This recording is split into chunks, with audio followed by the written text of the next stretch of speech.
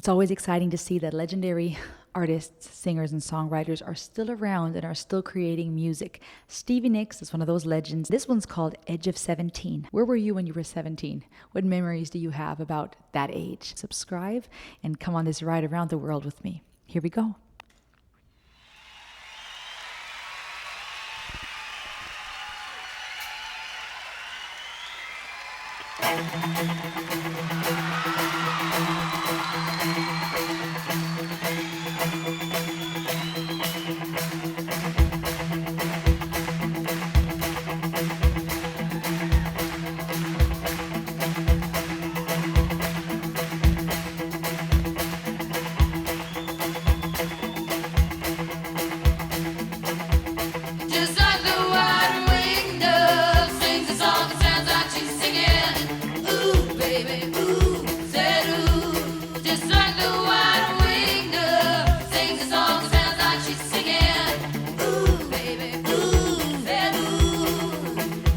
I feel like I know parts of this song. I don't think I've ever listened to this in full, but it's a catchy riff. And that hook, yeah, I could see why this becomes one of those, how this becomes one of those timeless songs.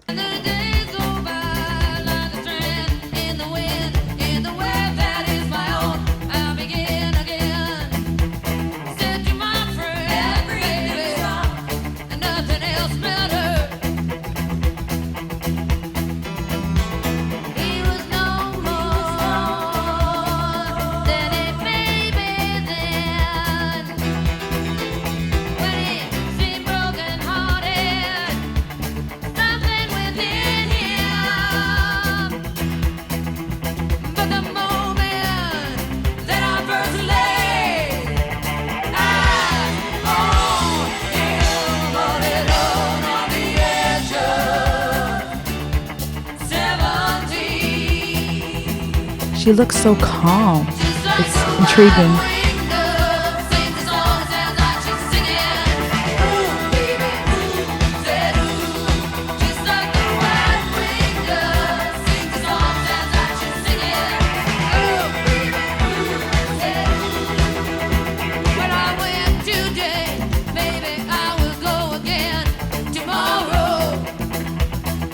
I love the rasp in her voice.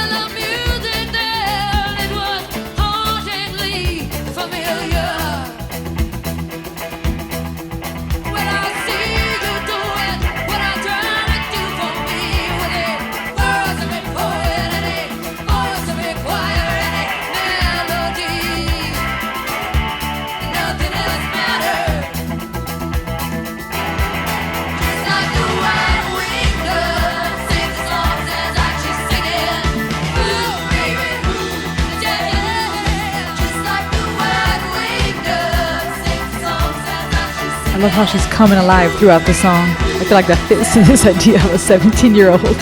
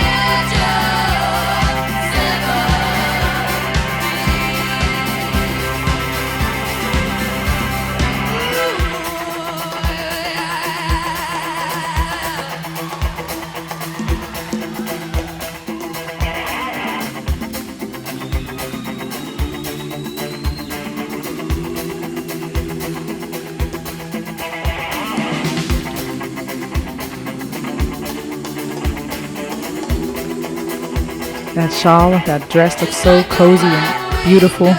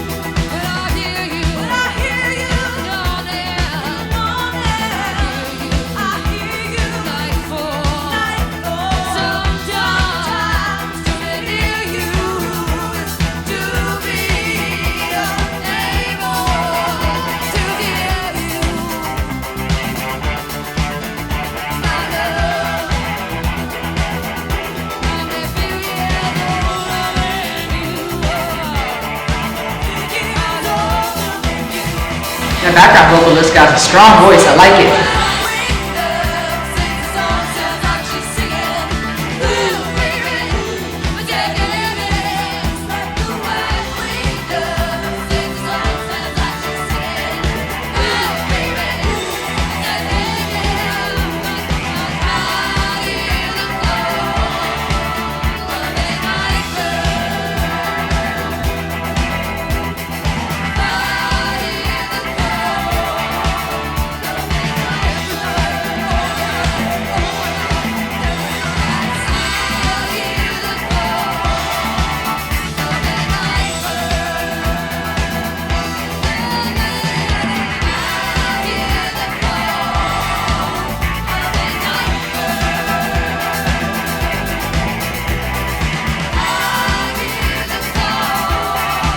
This is deeper than I realized.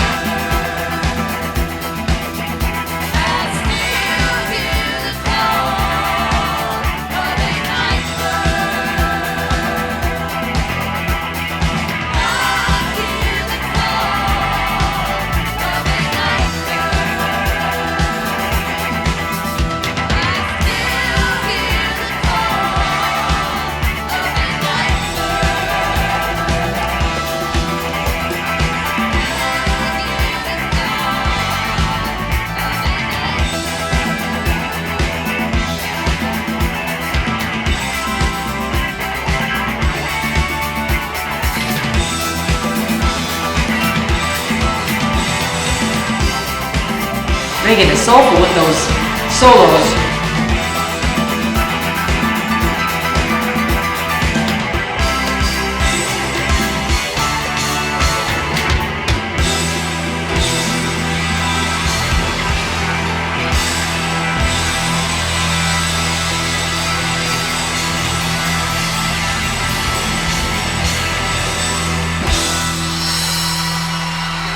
That was very interesting.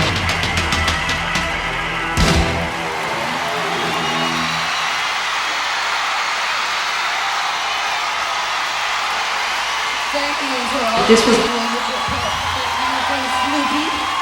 Thank you, Stevie, and thank you for just being here. I love all of you, and I want you to know that I'm so glad you were here tonight.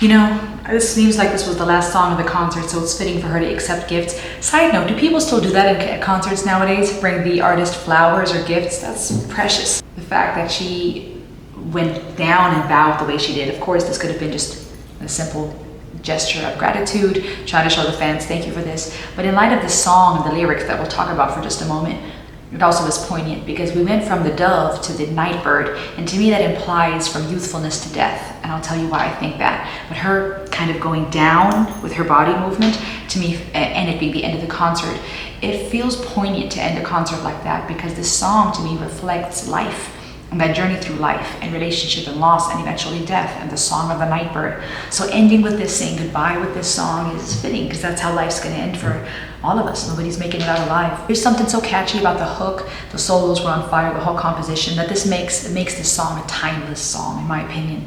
But I never really listened to it fully. I never watched this live performance, and I never paid attention to what the lyrics are about. They're incredibly deep.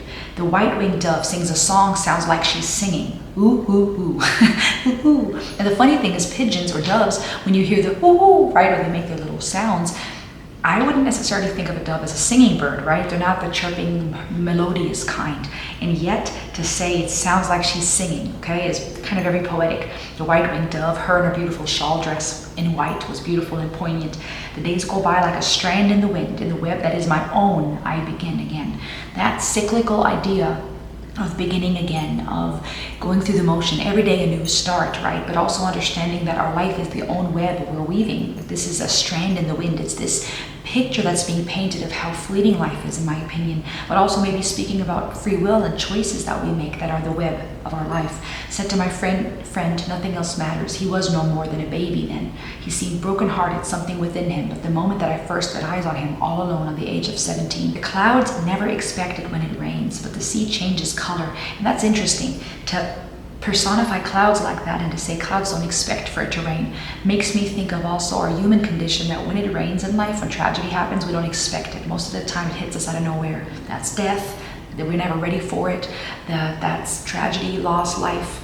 But then to talk about the sea changing color, but the sea does not change, is also very poignant, because the sea changing color, the state of things, the appearance of things, I should say, changes. Our literal appearance changes, wrinkles and age and gravity pulling on us. The state of our family, of our career, of our expectations and our priorities in life, they change. But the sea does not change. The essence thereof, of the thing, of life, stays the same, with the slow, graceful flow of age. And she's painting this graceful picture, and it's fitting even to her body movement at the beginning of the song, where she's much more poised and calm. And then as the song progresses, she's starting to move around more and be more playful and youthful, which feels fitting to this idea of being at the edge of 17, that cusp of going from the simplicity and innocence of a child to the playfulness and youthfulness of a teenager, back to the calm adulthood, and then back to playfulness, and then to a final gesture of gratitude, collecting those gifts, bowing and leaving the stage. I went forth with an age-old desire to please on the edge of 17. The edge is so poignant because it's this place where you get to decide where you're going from there. When you're at the edge of something, you can either go backwards or you take the leap. But also then to contrast it with this idea of an age-old desire. We're thinking of a 17-year-old who is not age-old, right, young and youthful and vibrant, but we're contrasting it with age-old desire to please, which is also interesting, because I think a lot of times we go from that youthfulness where we are looking at the world with eyes wide open, and we morph, for lack of a better word, into adulthood. Now we're focused on pleasing ourselves, other people, our spouse, our children, our boss. Also then speaking of a flood of tears that no one heard fall, this idea, in my opinion, of loneliness and standing in that hall alone, to me, symbolizes our ultimate fate, which is to face death alone, which is to go through this life, and while we have relationship and company and maybe even faith in what comes after, we have to walk this road alone, and it's the web we're weaving, and there's no way out. And that can cause death anxieties and existential fears within us. And to then find yourself in that hall alone, no one around, you have to face your own demons. You have to come face to face with death yourself. I went searching for an answer up the stairs and down the hall, not to find an answer, just to hear the call of a night bird singing, "Come away." God, if that's not relatable, I don't know what is. Me too, Stevie. And to then say, I found none, except for the night bird. We went from a dove, that youthful 17, whose song sounds like ooh ooh, pardon, to now the night bird saying, "Come away." Is the night bird symbolic of death? Powerful. The poetry, the lyrics, her rasp, this whole composition, timeless song. What do you think? What does this song mean to you? How do you interpret the lyrics? Subscribe for more if you want to experience music and be in awe of all that the world has to offer when it comes to music, philosophy, and psychology. Subscribe. I'll see you on the next ride. Ayo!